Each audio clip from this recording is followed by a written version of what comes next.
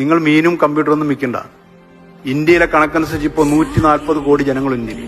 അതിലെ 90% ജനത്തിനെ നിങ്ങൾ മാറ്റിവെച്ചോ. ബാക്കി 14 കോടി ജനങ്ങൾ നിങ്ങൾ എടുത്തു. ഈ 14 കോടി ജനങ്ങൾ ഒരു മാസം നിങ്ങളുടെ കയ്യിൽ നിന്ന് 4 തീപ്പെട്ടി വാങ്ങിയാൽ മതി. ടേണോർ എത്രയാണെന്നറിയോ? ഞങ്ങളെക്കാൾ വലുതായി. അടിച്ചു നോക്കിയാൽ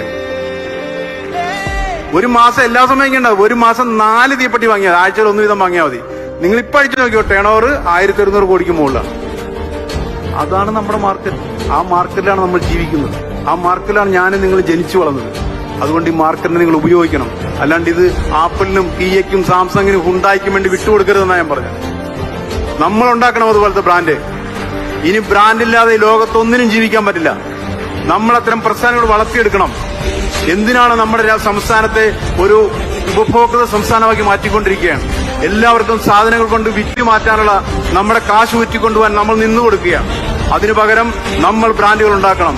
നമ്മൾ അവന്റെ മാർക്കറ്റിൽ കയറണം. അവരുടെ മാർക്കറ്റിലെ പണം നമ്മുടെ രാജ്യത്ത് കൊണ്ടുവരണം. അതിനുള്ള ചിന്തകളിലേക്ക് നിങ്ങൾ കടന്നു പോകണം.